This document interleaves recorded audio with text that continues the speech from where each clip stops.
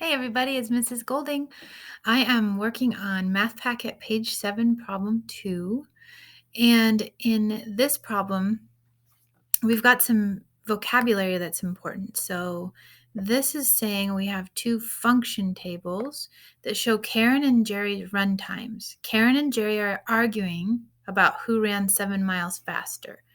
So use what you know about variables. Okay, that's an important vocab word, and expressions, boom, here, to explain who ran the 7 miles faster. Okay, first of all, a function table. You remember the word function? It reminds me of this. Do you remember in everyday math in elementary school, a function machine? You're putting something in, and then you have a rule, and then you get something out, right? So in a function table, the output I like to think of as the y, and the input is the x, and whatever you do to the x to get the y is the rule, right?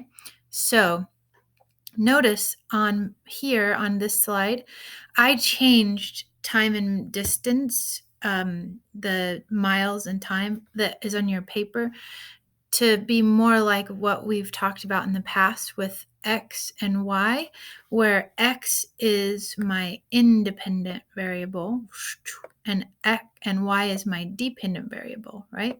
So there's that word variable. Here's that word function, right? What was the other vocab word we needed to talk about? Expressions, right? Okay. So an expression is maybe like one side of an equation.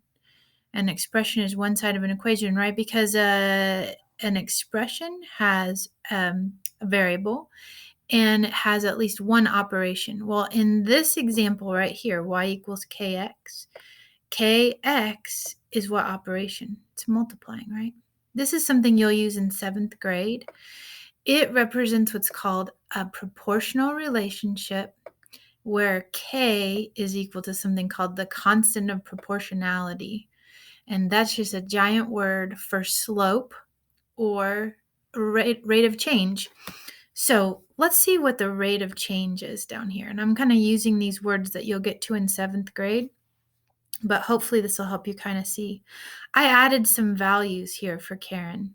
My kids have been making fun of me. Mom, you're such a Karen. Have you seen those memes? They're pretty funny.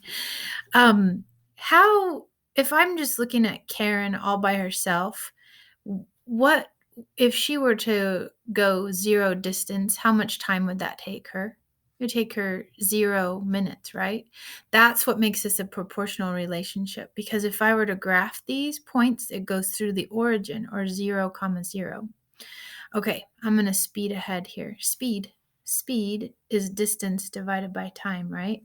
Speed is distance divided by time. I wonder if that helps us here. Okay, Karen, you go 0, 0. Takes you 0 minutes to go 0 miles. But based on this relationship right here, how long does it take her to go 2 miles? Well, what did I do to my x value here? My x value here to get my y value? Well, you might say I divided by 8. Is that the same thing as saying I multiplied by 1/8? Absolutely, because dividing by 8 and multiplying by 1/8 is the same thing, right? So 16 times 1/8 is 2. So how many minutes did it take her to go 1 mile? Well, look, if it took her 16 minutes to go 2 miles, wouldn't this be an 8? And if that's true, 40 times 1/8, right?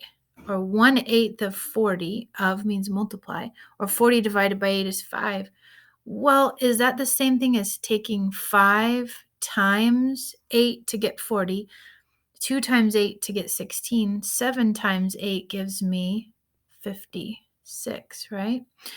Well, use this information and see if you could complete the data table for Jerry. Check back with me to see what you get.